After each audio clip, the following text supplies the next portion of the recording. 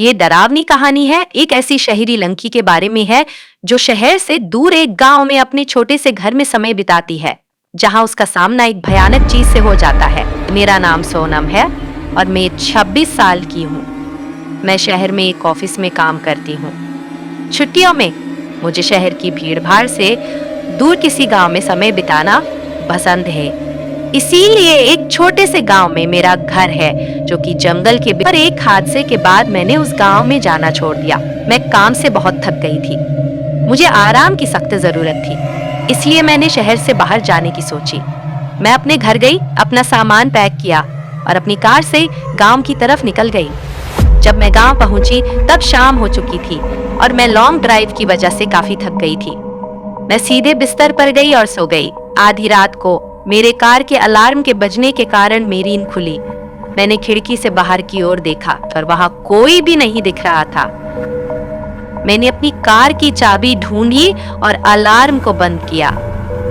जब वो तेज अलार्म बंद हुआ तो मैं फिर से बेड पर लेट गई और सोने की कोशिश करने लगी। थोड़ी देर बाद फिर से अलार्म बजने लगा। मैंने सोते हुए अलार्म को बंद कर दिया। सब कुछ एकदम शांत था, चारों तरफ खामोशी थी। कुछ 5 मिनट बाद अलार्म तीसरी बार बजा। 1 या 2 बार तो फिर भी चलता है, पर बार बार अब मैं जानना चाहती थी कि क्या हो रहा है। ऐसा तो नहीं कि कोई मेरे साथ मजाक कर रहा हो। पर इस समय इतनी रात को मैं पर्दे के पास खड़ी होकर देखने लगी।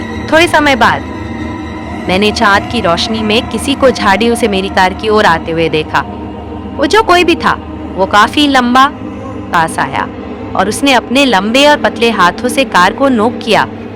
फिर से अलार्म बजा, पर वो काली आकृति ताजी से वापस जानियों में चली गई। उस वक्त मैं जान चुकी थी कि क्या हो रहा है। मैं डर से कांप रही थी। मैं अलार्म को बंद कर उस चीज पर नजर रखने लगी।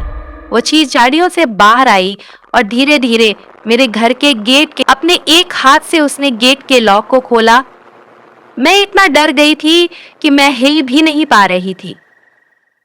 मेरे दिमाग में कई तरह के बुरे विचार आ रहे थे। वो क्या है? वो मुझसे क्या चाहता है? वो क्या कर रहा है? क्या वो यहाँ से कभी जाएगा भी? मेरे शरीर में सिर से लेकर के पांव तक कपकप भी छूट गई थी।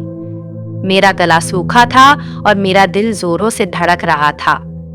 मैं बहुत ही भयभीत थी और डर के मारे मेरे दांत किटकिटा रहे थे। मैंने खुद पर काबू पाया और मैं उतनी तेजी से नीचे चली गई जितनी तेजी से मैं जा सकती थी। मैं बस लाइट्स ऑन करने ही वाली थी कि तभी मेरे पैर जम गए। वो काली आकृति खिड़की के पास खड़ी थी। वो खिड़की से अंदर की ओर देख रहा था कि कोई अंदर है या नहीं। मैं जल्दी से अपने सोफे के पीछे छुपकर देखने लगी। तब मुझे समझ आया कि कार के साथ छेड़छाड़ करना केवल उसका अपने शिकार को बाहर लाने का तरीका था। मैं उसके डरावने चेहरे से अपनी आंखों को हटा नहीं पा रही थी। उसकी चमड़ी राख की तरह थी जिस पर सिलबटें पड़ी हुई थी। उसकी आंखें छोटी और पूरी तरह से काली थी। उसकी नाक की जगह पर 2 बड़े-बड़े गड्ढे थे। उसके चेहरे पर होठों की जगह बड़े-बड़े पेने दांतों की दो लाइनें थी। उसकी सांस बहुत भारी और डरावनी थी, जो कि खिड़की पर भाप की तरह साफ नजर आ रही थी। मैं जानती थी कि वो जाने वाला नहीं है। खिड़की के पास थोड़ी देर तक खड़े रहने के बाद मुझे उसके सामने वाले दरवाजे को खोलने की आवाज आई। मैंने देखा कि वो दरवाजे के हैंडल को खोलने की कोशिश कर रहा था और उसके बाद उस जानवर ने एक तेज आवाज निकाली। वो आवाज किसी इंसान की तो नहीं हो सकती थी। वो आवाज ऐसी थी कि मानो कोई पागल कुत्ता हड्डी को चबा रहा हो। गहरी तथा भयंकर जानवर के गुर्राने की आवाज थी उसकी। मैं जानती थी कि यदि इसने मुझे देख लिया तो ये कुछ भी कर अंदर आ जाएगा। मैंने अपने आप को सोफे के पीछे छिपाया। मैं सोफे की परछाइयों में छिपना चाहती थी और बिल्कुल भी आवाज नहीं करना चाहती थी। मेरी आंखों से आंसू बह रहे थे। मैं अपनी नसों की आवाज सुन पा रही थी। मैं बस मरने ही वाली थी। मुझे नहीं पता मैं कितनी देर तक वहां छिपी रही।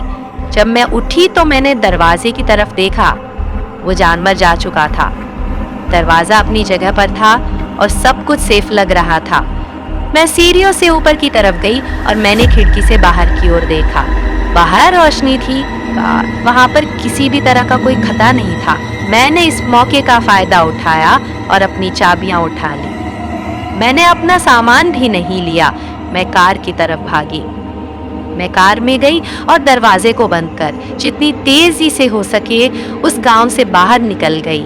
मैं तब शहर ना पहुंच गई।